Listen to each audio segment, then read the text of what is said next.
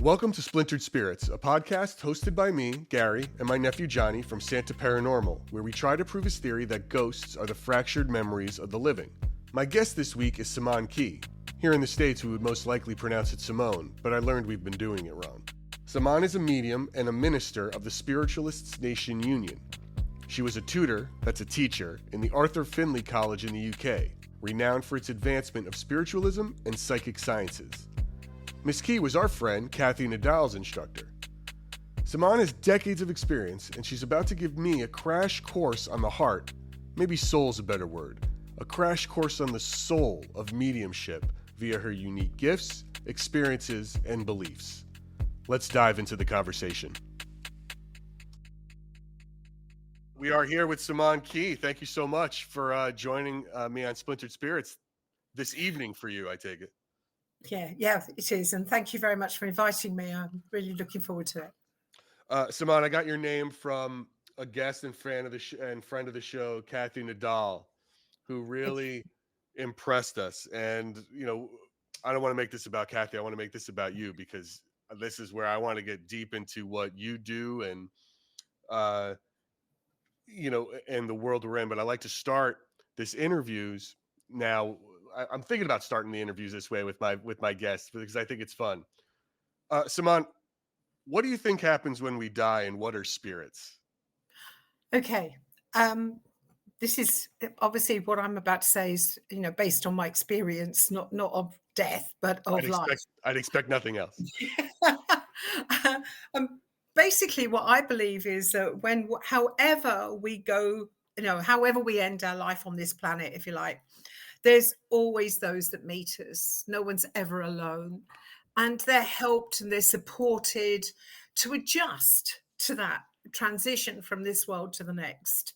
And what goes on, for me, what continues in life for eternity is our personality, our experiences, our understanding, and and the power of the spirit that's within us. And that power is the power that joins us all together in humanity, and with every living thing. So every animal, every bird, every plant, every tree, every mountain has all got the power of the spirit in it, and that spirit is, for me, is a much higher frequency of energy. And for some of us who are religious, it's part of the divine. You may call God or whatever you want to call that power. But for us, it's a higher power. And that power is a living force through everything that lives. And that power is within me and within you and connects us all together. So do you believe in God? I do. Yeah, I do now. In the traditional sense of like the Catholic, like in a God is in like what the Christians or Catholics believe is God, or do you believe in God as something else? I've never been a religious person. I'm a minister, and I'm a religious because spiritualism is my religion. Mm-hmm. But how I see it, that power is a much, much higher power. And it has a hold on us if we reach out to it. And we can use that power and to help us and support us and help us to help others as well. Okay. But it doesn't have a face. It doesn't have a name. It doesn't have an identity. It's a power. And on a much higher level. Yeah. Okay. I like asking that question, because when we start talking about these things, it's helpful for me, and I probably for our audience, to understand where the answer is grounded in, right? In terms of, and it's great because we want to hear different points of view and what those things are. So just so the audience gets also a little bit familiar with you, I would love for you to just explain. I know you were a tutor at Arthur Findlay. Yes. So I'd love to hear if you can just tell us briefly, like, what is Arthur Findlay, and then what does it mean to be a tutor there? Okay. I was a tutor there for over 30 years. And I was a student to start with. I used to go to the Arthur Findlay college as often as I could in terms of, taking time off from work, say sort of maybe 2 or 3 times a year. And then I trained to be a tutor. And obviously things change over years, but in my day, it would take you roughly 3 years to get in to teach, because obviously you want a very high standard of tutor. And it's a place that's like no other in the world. And I have traveled a lot. It's a place where, you can walk in the door and you can feel the power of the spirit as you walk in the door.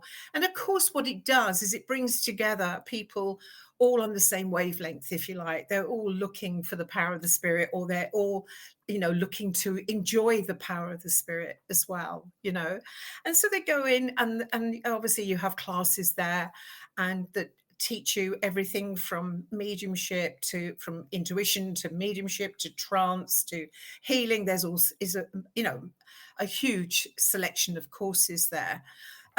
But it's like no other place, I believe, and it has a wonderful reputation, but it earned that reputation through being, selective in the people that teach there.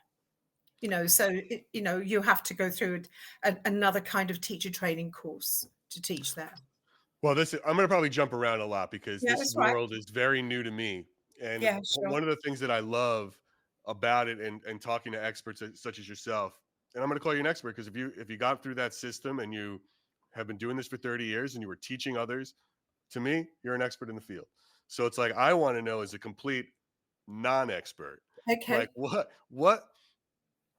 how do you know? Like, here's a real simple question. Like, you're saying people walk in the door and it's a place where you feel the energy, you feel the spirit, they're looking for spirit. How do you know if they're a fraud? How do you know if they're a fake? Like, you know what I mean? Like, how do you spot a fake? And that's a hard one, because, unfortunately, frauds are normally pretty convincing, Yeah, they're as really in good any at it. part of of the world. The thing about extrasensory perception, which is what we're talking about here, is that you can see beyond. You can see a person. I could be looking at you, and I can feel it, I can see it, I can know it. That's the difference. So if somebody comes in and they say things like, oh, I'm such an amazing medium, I can do this and this. My first thought is, not necessarily what I would say, but my first thought is, okay, I'll believe you when you prove it. So it feels like, in a way, it's like it takes one to know one. Yes, absolutely. I mean, in the real Yeah. simple form, No, right? Like, it's sort of, you yes. feel it, you get Takes it. one to know one. Yeah. And now, okay, and when you see, and when you find someone, and like they come in and they do something, and it makes you, gives you the old dog whistle, and you like turn your head, like, huh, maybe they've got something. What is involved in teaching? How do you hone that person? Okay. What would be the first steps to hone that person's craft to make them better, I guess? I think first of all, you have to assess. I don't want to use the word judge, but you have to assess as an individual on an individual basis. In other words, you have to. I look for potential. That's my main aim. Okay. So when I'm looking at a student, I'm looking for the potential, and hopefully helping them to recognize their own potential. You see, there are, of course, there's always going to be exceptions to every rule. So everybody, many people will come in and looking to see, where do I belong in the scheme of things, and am I sure I have an immortal soul, and all of those questions that come.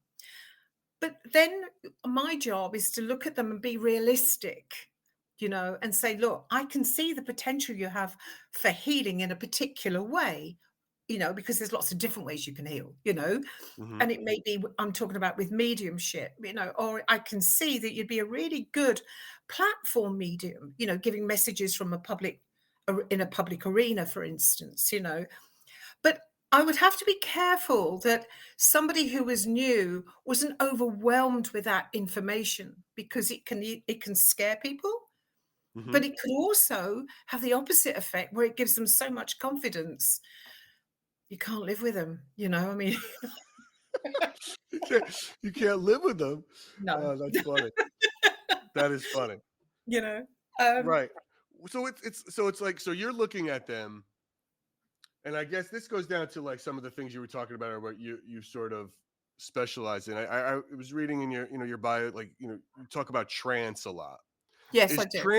trance is that different than, I guess, what I know the definition of channeling is, or is that the I same thing? don't know because I think it's the same thing. I'm not sure. And the only reason is because there are words in the American vocabulary that are very different to the British, For and sure. that's one of them because we Like don't elevator use and lift, yes, or and we line don't and queue. yeah. Or pavement and sidewalk. Yes. So, but for us, you see, we don't. I don't use. People I know that are Brits. We don't use the word channeling at So all. tell us what trance is. What is trance? Anyway, And what's the trance basic is definition of that? when the medium goes into an altered state of consciousness, when they allow themselves in their minds to be very passive, very subdued, and with it's a working relationship. It's not just the spirit world coming in and grabbing hold of somebody, but together they have a consent, which is that they subdue their thinking mind, so the spirit comes to the fore of their mind and takes control of their thinking with consent. That's what happens. Is that dangerous? No, not at Okay. all. Okay. No. All No, right. not at all. Uh, And and it's and just so because you've always got that you've always got control. No matter how much you allow the spirit to take control, you've always got control. It's your okay. decision. Yeah. And then what is so then when you were saying, when you look at someone then, and it's like, okay, you would be good at either like, is what are the different sort of forms of like, of trance in mediumship? You talk about healing Mm. versus, guidance, or what is sort of, is there a difference in sort of how you guide a Yeah, particular because, student, if you so for will? instance, what I see with you, I would see on an intuitive level, on an everyday level, I would see that from my intuition. Whereas if I was in trance and the spirit world would see you from many different aspects that I wouldn't see you from. So they would, so if I was working with, say, healing, I get out of the way, basically, let the spirit do the work because they know where the healing is needed. The person might tell me they've got a problem with their knee, but it might actually, the problem may come from their back. And or it could be through some kind of psychosomatic illness, because we know the world is full of that. So if you've got a psychosomatic illness, there's no point treating the issue. You've got to treat the mind. And that's where the spirit world comes in. They have much more of an understanding of what goes on with us than we do. They see it from a different standpoint, from an overall standpoint, whereas we see it more locally, if that makes sense. Is this different than when you sit with a medium and they sort of are just relaying messages It to is a different person? because it's a different What's energy. that called? Is that called something different? Well, yeah, that's called communication, spirit Just communication. just straight Yeah, communication. Okay. mediumship. That's called mediumship, basically. Okay, Where they that's just sit and just give messages. Yeah, got it. that's just Okay. mediumship. Yeah. Whereas this is mediumship. Of course, it's all mediumship, but it's on a different state. It's not. I'm not going to say to you for 1 minute one's better than another. They're different, Sure. and they have different purposes. Because if you're working as a medium and you're not in a position where you can go into the stillness and into the silence, then you're not going to be able to you're going to have to work in the way that you work, which is everyday consciousness. Whereas if I want to go into a healing, into a deeper way, then I will go into the trance state. But I just know that there's room for everybody in this. That's the point. As Got it. long as somebody wants to help somebody else, to me, it doesn't matter how you do it, as long as it's Oh, okay. beneficial. Okay. Okay. Yeah. I see what you're saying. Yes. That makes sense. Um, what is, you brought up something. Is there a difference? And this is me learning getting a crash course in mediumship from you, in a sense. Is there a difference between mental versus physical mediumship? Yes. Yeah. What does that mean? Mental mediumship is, as you say, is all about mind, so when the spirit communicates, if I was to give you a message from the Okay. spirit, they would blend with me, with my energy, and they would think to my subconscious mind, and my subconscious mind then transforms those thoughts into clairvoyance, clairaudience, clairsentience. That's how it works. So in other words, clear seeing, clear feeling, clear hearing. Okay. Thank you Yeah, for defining those three 25-cent words that I was going to have to look up later. I that's appreciate that highly. All right. that's okay. Perfect. But that's Yeah. how it works. That's how it works with that. So sorry, I just forgot your question now. What was it? No, no, it was between mental and physical Oh, a mediumship. Like, physical what is? mediumship. Right. Okay. So everything that I do is mental mediumship. Okay. And, that's how it is. But some people work with physical mediumship, which, to be honest, I would rather not go into too much detail about because I'm not totally convinced of it. So So it's more rare. That's a very rare sort of. it's very rare, and genuine physical mediumship is very rare. Okay. And medium and physical mediumship is what happens on a physical level. So, in other words, if you move your lamp from one side of the table to the other, if that's moved and nobody's there to move it, no hands are on it, then that's a form of mediumship. But You mean like telekinesis or something weird, like yes. moving Yeah. things that are just with your It mind? can see, it still can be, it just moving stuff can still be our own physical energy can do that, especially if you watch people who get very angry, very upset, their energy can fill a room. I can walk into a room and feel that someone's had a massive row in there. And then somebody else might say, oh, the spirit's not very happy and blah, blah, blah. It's nothing to do with the spirit world, it's to do with our world. All right.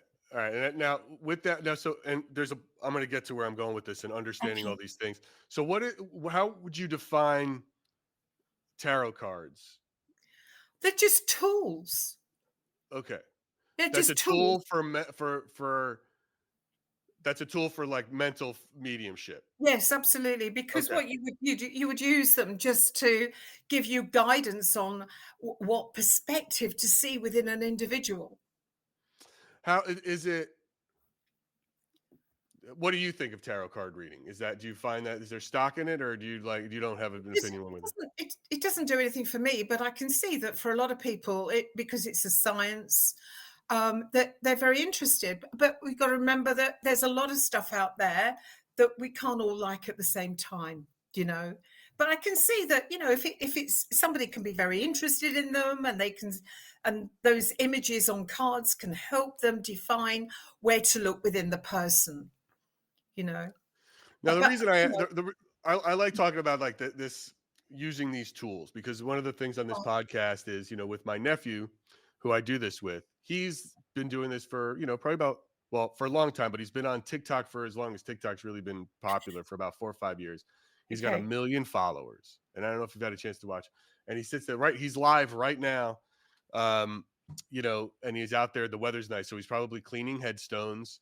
He has a phone app where spirits, you know, it sort of manipulates radio waves and the magnetic waves into speech, that are spirits. And the response and look, let me say this, because always everyone's like, oh, it's an app and it's probably programmed to do it. And maybe it is. And that's yeah, all fine. yeah, But it's like the thing that I'm always, that wows me about it, that I don't have an answer for. Well, there's two things. One, the consistency of it. He right, gets responses and other people copycat him. You can find them all over the internet. They don't get what he gets. And personality, because he can go to a location and he'll be like, oh, if we go down there, there's a real nasty ghost named Edward down there. He's going to make fun of me the whole time. And it happens every time. okay, And it's like, and he doesn't keep his locator on the phone. The geolocation's off. So, yeah, so to save battery and all that. So it's not like it's tracking, and the app is then figuring out, like, do this the same time. Right. So, and it'll say things like, literally, like, say, John is an asshole. Like, you'll hear that come through. And it's not pre-programmed. People probably think it's pre-programmed. I don't really care whether they believe me or not. It's no, it not. doesn't matter. And Yeah, it's like, and it's just, it's hysterical to me. We laugh, we have a laugh about it. He approaches it in a totally different, Mm. vibe. So for somebody, and I'm saying to him, like, dude, I think you're some kind of medium. Like, I don't know Mhm. what kind of medium you might be. I don't know how you test for this or what you do, but Yeah. what you get is unlike what other people with the same. Anybody can download this app. If I downloaded it, you'd hear voices and stuff, but it wouldn't be the same. And it's like you get a call and response. You get what's your when he approaches grave. So he does cemetery walks. He does these graves walks. He never reads the headstones. He always asks what the name is because he doesn't want the app to then like hear what he says and then just regurgitate a word back. Yeah. So it's like he's been doing this long enough where he knows not to do that. So he'll do it. What's your name? And it'll be whatever it says, Kathy or Simone. And you're like, and then he looks and he finds the grave with the name on it. And it's crazy. And it's all live. Mm. He's doing it live. It's not pre-done. He's just like, Yeah. and it's when it happens, and it doesn't happen like with every time. He's out there for 8 hours a day. And it's like he might get 3 moments of like, oh my God, that's a real thing. So I'm like, is this guy a medium or not? Does he have something? And if he does, how do I how do I fine tune it? How do we hone that craft? How do we strengthen it? How do we I think prove one of it? the things I would have to say first and foremost is that because he has let's say, a penchant for graveyards, Yeah. it may be that that's his niche in terms of where his mind goes. He has made, and please don't think I'm speaking for him, but it No. may be that he connects a graveyard with dead people. I couldn't even tell you the last time I went to a graveyard. It would be at least 50 years ago. So it's not something I'm interested in. Hmm. I know the spirit isn't there because when they talk to me, they're always talking to me about life, not death, and they're never in the ground anyway. So, but it may be because he has a feeling of spirit when he's there that brings it to him, if that makes sense to It, you. well, that's positive. I'll tell you. Let me tell you what his philosophy on spirits are. He has Mhm. his does not come from a Yeah, religious place or perspective or divine. We all have energy in our body. He does agree with yeah. on the energy front. Like we literally have electrical synapses in our brain that are popping off all the time. Mm, Energy, cannot be created or destroyed. So he believes that when we pass, that energy that is in us is released, and our memories, because we still don't know how the mind officially works and what that mm. is attached to that energy. And he Yeah. believes he's talking to memories. So one reason why, and I brought this up, I said, well, dude, no one remembers what their grave is. You never see it. That's something that you can't be memory. But it's like one of the things that we think it might be is it still it would be connected to a memory, or it's a loved one's memory of that person who visits the grave, Mm, or it's an imprint somehow of that energy, or that's we don't know the answer to that, and nobody I don't know how we'd ever prove that, but we've that is sort of one thing that he believes in. That's how he approaches it. We have tried fun little tests with spirits. So he found he believes he has spoken to the spirit that's really mean to him. That's in this one haunted place. He found that he knows who owned the building, and then he found that person's grave, and he believes he found a younger version, another memory of that same yeah. spirit. So we told that one spirit a lie, and of who I was to one and not the other, and we told the other version that I was something else to see if the memories were connected. And then the other one uh, that we didn't tell called me uncle, and that we told him I was his brother. So Oh, we I told the see. other version. So it's like, and it was weird. It was crazy, right? Like, how did he know I was his uncle? Now, look, did it ever? We don't know if we ever slipped out that it was an uncle, or has he heard it before? We don't know. But we're just going from. We tried to do this relatively quickly my first visit there, and it played out. So I don't know. That's that. Anyway, it's a long story. I'm rambling, but that's kind of where his belief of what spirits are, and that's how he approaches it. So it's like so if he does have some sort of medium ability in some Mm. capacity, you think from your interpretation of what spirits are, he could be literally luring them in through that phone app, or like, and Yeah. that's a tool that's sort of Well, because he's open to it and he believes it and he's he's interested. open, right? He has to No, be open and have the yeah, mindset. absolutely, because if he's not, it wouldn't happen, and he's obviously got to be sensitive as well. And so, because, there is a heightened sensitivity that comes with mediumship too. So, my thing is that I'm interested in the spirit because it can help us, it can support us, it can encourage us, it can be useful, and it can be helpful if you're in the depths of despair. But the greatest message there is, for me, is the fact that no matter how much you despair, no matter how alone you feel, no matter how isolated you are never alone. There are always minds there to help you. All you need to do is reach out. But when you're in that state, not many of us can remember to do that, you know? Simone, But they're all there. do you practice regularly? Like, is it one of those things where if you don't use it, you lose it? Like, do you get yourself into a state of mind um to channel Yeah, or to there trance has to with be, spirit, yeah, or to communicate you with spirit regularly? yeah, because I think in the beginning, especially, you do have to learn what frequency of energy you've got to link with, because it's all about energy. Our work is all about energy, and it's all about frequency as well. And the mind of a medium is always the one that's fast.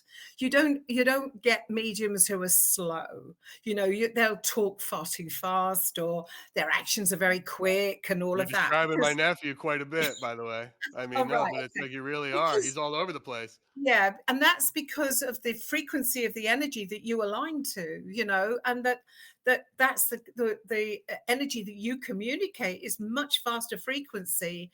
And when you get into the trance state, when you start developing that, that's hard for the medium because you have to learn to subdue your mind and to subdue your thinking and be passive.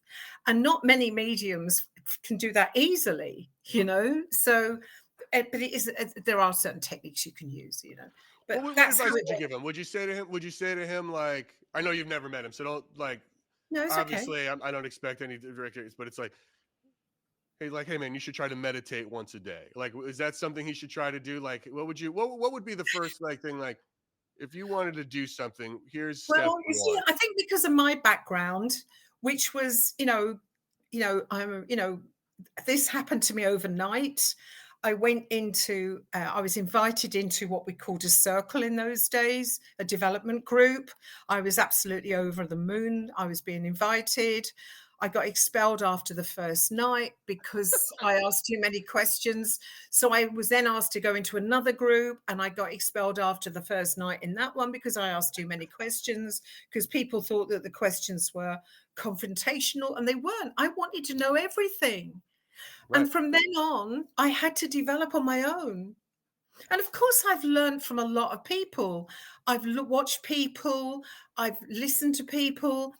But at the end of the day, it's all about you and the spirit world. They'll teach you. And I don't give advice. I really don't give advice. And the only piece of advice I ever give anybody is let the spirit world be your teachers. They're your That's what teachers. I love that about you, that you ask a lot of questions and you take pieces of everything. Like, you know what?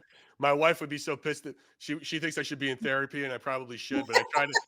When I did go to therapy once, I went to for the first therapist, and they said, okay, and I tell them the thing, and they're like, here, A, B, and C, and I'm like, oh, B makes sense. But then I went to a different therapist, and then they were like X, Y, and Z, and I'm like, oh, I can, X. I'm going to take X from you. And then I went to another one, but I never went back to the same one twice. I'm like, I don't know, man. You guys don't know me, but I'm just going to take those things and see if I could Yeah, see which one fits. apply them to my life, and maybe make myself a better person. But Yeah. But it's no, great. that I think that's the thing, and it's all about finding what's right for you as an individual. I didn't want to do this. That's the thing. I was an atheist. I didn't want Well, to do this. I'm an atheist. Like both my nephew and I were raised the same way. We were raised Catholic. Yeah. And I would say we're both very atheist these days. You know, we're Well, I just think I was it- very lucky. I was very, very fortunate. My mother was a Jew, my father was Presbyterian, and because of them having different religions, they said my sister and I were not allowed to have any religious education at home. We weren't allowed to go to Sunday school or anything else, you know. yeah, But we were told, we were brought up with the idea that you find your own religion if you want to. So yeah. I became an atheist. It was a lot easier. Life was a lot easier when I was an atheist, you know? So But so what here? So I want to like tell. Can you throw out some examples over this? You know, this incredible life and experiences you've had that have kept you believing. You know, like I know I'm sure there's always been catalysts and that happened, but there's other things like, man, that is yep, that is I a moment. first and Is it, foremost, I love the spiritual sense of humor with me. You know, they make me laugh a lot. And also it's about, what continues to convince me is the feeling I get when I'm in the power of the spirit. There's nothing like it in life. can you Nothing can else can can you tell touch me? it. Can you tell us a story Yeah. about when the spirits made you laugh? Like what happened? Oh, they're very silly because don't forget it's me you're talking to. So I I love got silly. very We love strange. silly. I'd rather silly than scared. I I got a love that strange stuff. sense of humor. But I Everyone remember, always is like and I don't ghosts and want scares. I want to hear something to. fun. I mean, that's fun for me. Yeah, no, I was working in Japan. I used to work there quite a lot, and I was working with a translator, and there was this little girl sitting opposite me waiting for a reading, and I was talking to her, and suddenly I saw a mango, a fruit, the mango, Sure. Yeah, love and mango. I looked at my friend who's a translator and said, I've just seen a mango. I don't know what the hell that means, not a clue. And then I realized, I said to the girl, have you just had a man go? And she went, yes, a man had left her. And that kind of thing makes me laugh, because there's absolutely no way I could look at a mango and see that. Now, so when you say you saw, like you didn't see it physically, you saw it. No, How did you just in see your it? mind's eye. You see it clairvoyantly. You see it in your mind's eye. Um, and it's I've got a I'm sorry, I've got a bit of a sick sense of humor. But another Well, one was I was working at the Arthur Finney College, and I was working with, I don't want to make it too long a story, but I was working with trance communication, whereas in a trance state and the spirit communicator speaks through me to their loved one directly. That's how it works. Okay. So I'm going into the power, and as I'm going into the power, I can hear a voice through me saying, wow, wow, wow. And in my mind, I'm going, is that the best you can do? Is that it? I mean, this is horrific. I'm never doing this again. I am never doing this again. So, anyway, because I was in front of an audience, I just let the spirit do the rest. And this young girl came through wanting to talk directly to her mum. So at the end of the event, I thought to myself, I'm never going to do that again as long as I live. I was just so embarrassed, terribly embarrassed. And I went out of the room and I went into my own room. I came back in the morning and I was queuing up at the breakfast queue as we do. And this lady came over to me and she said, I just really want to thank you for last night. And I was so embarrassed, but I didn't want to say to her, well, actually, I thought it was a load of old rubbish because it was denying her daughter, you know. But I said, well, that's very kind, thank you. But she said, no, she said, do you remember when they said, wow, wow, wow? And I thought, I'm never going to forget that as long as I live. sure. I Right. went, yeah, I do remember. And she said, well, I used to email my daughter every day, and I used to sign it "wow" because in America it's mum upside down, Oh and my that God, I just got and that chills from that. and that completely turned me around in terms of working in that particular way. I would That's have given up. so specific and wild. Oh, absolutely, it has to be for me. It has to be specific, otherwise, why bother? Oh my God, I got chills Yeah, from that. That we freaks we me out. oh, there's a few of us within this work. You know how you can go to someone and they can say, I can see that you've had a few bad times in your life. And there's been times when you felt you're completely on your own. And there's been times when you felt, could I trust these? Well, you can talk like that. I can talk to you like that for about Yeah, 2 hours. everybody's been there. And Yeah. yeah, I'm not saying anything. And we call that clairvagueness, you know? Wait a minute. I gotta write that down. That is the best word of that's the word of the day. Claire vagueness. Yes. I love that. I Yeah. love it. Yeah. Great one. That's a great one. Yeah, because right, that would be the hoax, right? That would be the charlatan. That would be the person who's like Yeah. trying to just like, you know, Mm, I get that for sure. yeah. Oh my God. Um, Simone, what does it mean now? So you're a minister now. You don't Yeah. work you don't work with Arthur Finley anymore, do you? No. No. No. So No. Just now you're a minister, and tell us tell us about spiritualism. Let's what are you up to now? How does this work? And are you still a practicing medium within that religion, yes. or is it just okay? So tell me a little bit about spiritualism, and then I'd love Well, to know what that means. I'm a spiritualist from start to finish, really. I believe in spiritualism. I believe in its philosophy, which are we What is the have mantra of it? What is the the core basis of our line? philosophy is 7 principles, and they are, I'll do them very quickly for you. The first Sure. one is the brother, is the fatherhood of God. The second is the brotherhood of man. The third is the communion of spirits and the ministry of angels. The fourth is the continuous existence of the human soul. The fifth is personal responsibility. The sixth is compensation and retribution hereafter for all the good and evil deeds done on earth. And the final principle is eternal progress open to every human soul. Those are our 7 principles. That's what we look at. They're the basis of our religion. They're the basis of our philosophy. What does number 7 mean? Can you explain that one to me a Well, little the bit? eternal progress of every human soul. It means that, wherever you're at, whether you're in this world or you're in the next world, you have the opportunity to learn more and more and more.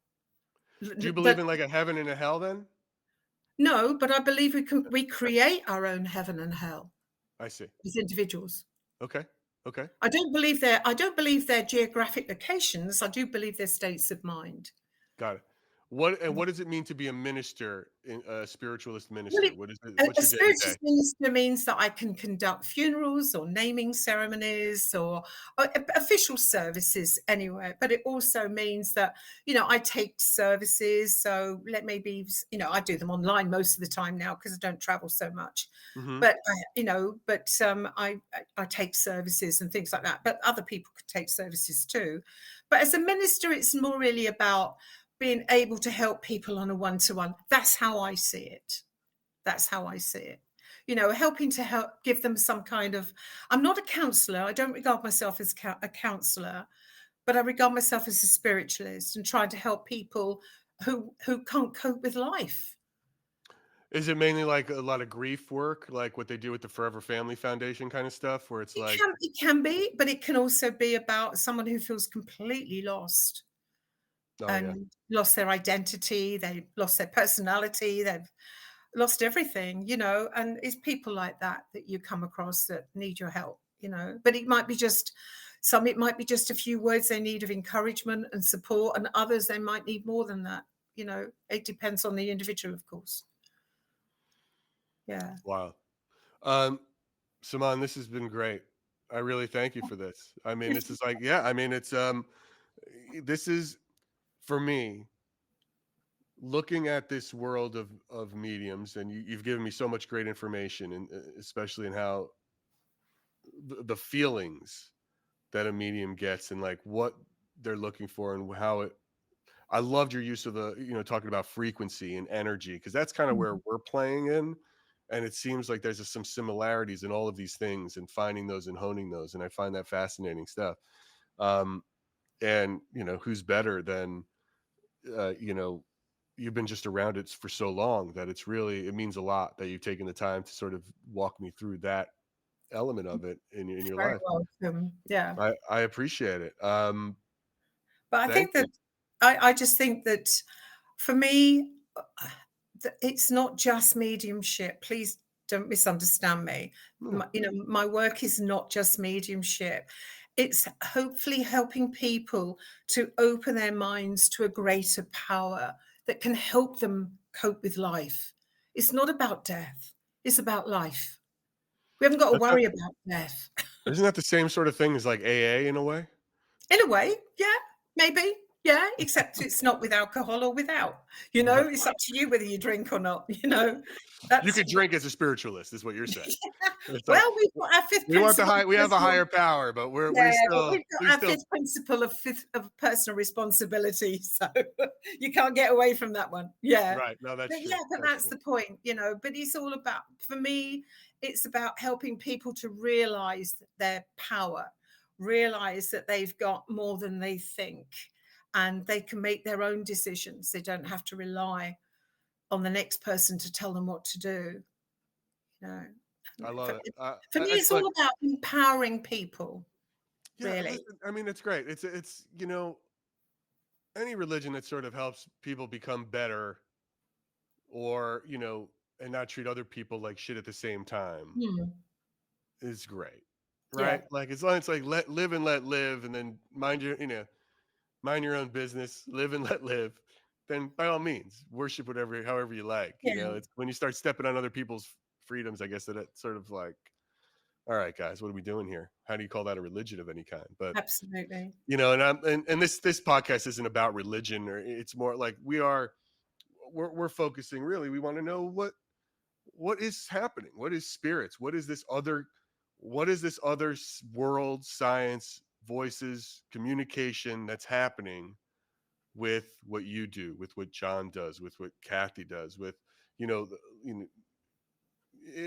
all the different aspects of it, to try to sort of figure out what is going on, because there's clearly something going on. It can't all be. There's plenty of people who believe in it.